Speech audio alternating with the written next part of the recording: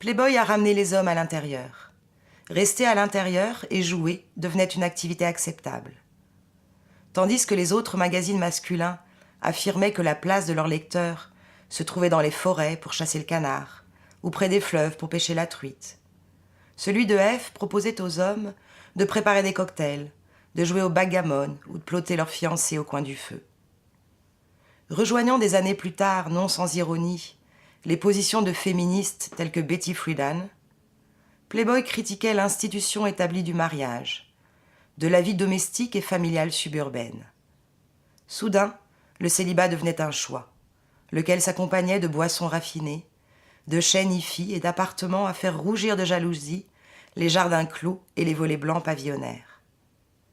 La sophistication devenait une option valable pour les hommes. L'univers de Playboy les encourageait d'ailleurs à rechercher les choses les plus raffinées. La littérature, une bonne pipe, un pull en cachemire, une belle femme. Les États-Unis assistaient à la naissance du célibataire urbain. Celui-ci pouvait enfin s'adonner à sa dose mensuelle de photographies de femmes nues. Below, Miller, $350. Classic negotiable table has thick, clear glass top resting on black lacquer legs. It is sturdy and, of course, alcohol-proof.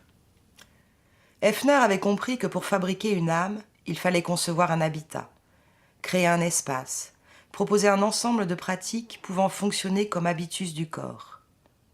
Transformer l'homme hétérosexuel américain en playboy supposait d'inventer un topos érotique alternatif au pavillon de banlieue, pénétrer à l'intérieur des domiciles privés et inoculer dans chaque maison américaine, d'abord par le biais du magazine puis par celui de la télévision, un espace virtuel qui se déploierait par le texte et l'image. Above, Singer & Sons, $495. The unusual flip-flop couch is pictured in various stages of flip, including the flat, on which overnighters may flop. Le penthouse du célibataire n'est pas simplement un refuge isolé du monde extérieur conçu pour les divertissements sexuels. Il s'agit en réalité d'un poste de surveillance, d'un centre de gestion de l'information où se traitent et se produisent des fictions médiatiques de la vie publique. Le plaisir ne sera qu'un des effets collatéraux du trafic continu des informations des images. Le rapport entre l'intérieur et l'extérieur avait été inversé. Le caractère moderne du salon ne tenait ni à des fenêtres ni à des transparences. On leur avait préféré des murs tapissés de dispositifs d'enregistrement et de projection. Top left, Herman Miller, $600 for both. By all odds, your chair of chairs will be this Contourland set which will hold you in a free-floating luxury. Ici, il n'y a pas de voiture qui arrive. La caméra montre la maison à distance, comme un objet disposé dans le paysage, et ensuite parcourt l'extérieur et l'intérieur de la maison. Et c'est alors qu'à mi-chemin apparaît sur l'écran la femme. Elle est déjà à l'intérieur, déjà contenue par la maison, encerclée. Elle ouvre la porte qui mène à la terrasse et monte la rampe vers le jardin suspendu, tournant le dos à la caméra. Elle porte des vêtements d'intérieur ainsi que des hauts talons. Et elle se tient à la rampe alors qu'elle monte, sa chemise et ses cheveux flottant dans le vent. Elle semble vulnérable. Son corps est fragmenté, non seulement encadré par la caméra, mais aussi par la maison elle-même. Elle semble se déplacer de l'intérieur de la maison vers l'extérieur. Cependant, cet extérieur est à nouveau construit comme un intérieur, avec un mur enveloppant l'espace, dans lequel une ouverture aux proportions d'une fenêtre encadre le paysage. La femme continue sa promenade le long du mur, comme si celui-ci la protégeait. Et lorsque le mur dessine une courbe pour former le solarium, la femme tourne également, prend une chaise et s'assoit. Elle ferait face à l'intérieur, l'espace qu'elle vient juste de traverser. Mais pour la caméra, qui nous montre à présent une vue générale de la terrasse, elle a disparu derrière les buissons. Juste au moment où elle vient de tourner et pourrait faire face à la caméra, elle disparaît. Elle ne croise jamais notre regard. Nous sommes ici littéralement en train de suivre quelqu'un, et le point de vue est celui d'un voyeur. Below, Saarinen Armchair by Knoll, $285. Le magazine offrait à l'œil masculin collectif un accès visuel à une intimité féminine soigneusement chorégraphiée. Les photographies montraient des femmes qui, sans être conscientes d'être observées, effectuaient des activités quotidiennes. La simplicité de leurs actions, l'expression inconsciente et infantile de leur visage, étaient directement proportionnelle à la stupidité du regard masculin, au procédé grotesque et naïf qui régissait le mécanisme visuel masturbatoire de Playboy. Le voyeur ne pouvait être que masculin, et l'objet du plaisir visuel ne pouvait être que féminin. Below, Knoll, $46 and $48.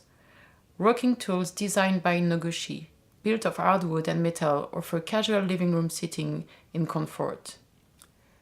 Considérant la technologie et le design moderne comme les compléments naturels du corps masculin, Playboy confère des qualités surnaturelles aux meubles, en les représentant comme d'authentiques prothèses de célibataires, palliant son incapacité à séduire sans se faire harponner. Le canapé inclinable, vanté pour son aptitude à mécaniser la séduction, n'est autre que le modèle D70 d'Osvaldo Borsani. Avec le canapé D70, et aussi avec le fauteuil articulé P40, Borsani a introduit dans le design industriel une rhétorique de la mutation, de la mobilité et de la flexibilité, qui est devenue une pièce essentielle de l'économie de l'espace chez Playboy. Above, $249. The bedroom includes Wallang, clear maple cabinets with white lacquer innards fitted out as a bar. Il descend de sa voiture et pénètre dans la maison de manière énergique. Il porte un costume sombre avec un nœud papillon. Ses cheveux sont enduits de brillantine, qui les fixent chacun à leur place, tandis qu'il tient une cigarette à la bouche. La caméra balaye l'extérieur de la maison et arrive au jardin suspendu. À ce moment surgit à nouveau l'homme, mais de l'autre côté de la terrasse. Il tire sur sa cigarette. Il saute alors de façon athlétique l'escalier en spirale qui mène au plus haut point de la maison, un point de vue panoramique. Portant toujours son même costume formel, la cigarette à la bouche, il s'arrête pour contempler la vue qui s'étend devant lui depuis ce point. Lower right, Knoll series ranges from $450 to $550. Desk offers 12 different pedestal arrangements.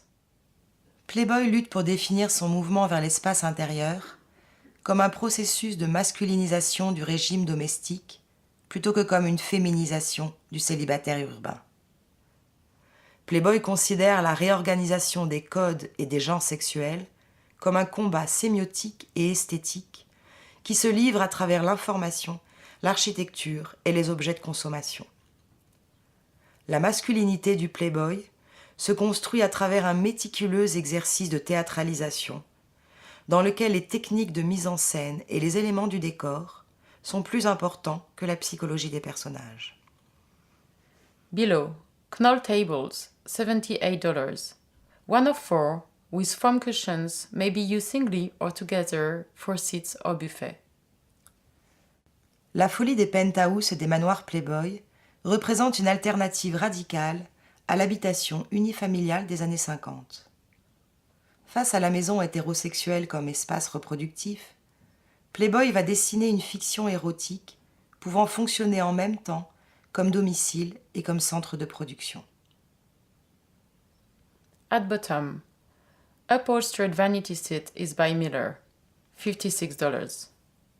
Now, I understand why my father, who never went to a museum, who never had any idea about art or architecture or design, had an amazing collection of mid-century furniture.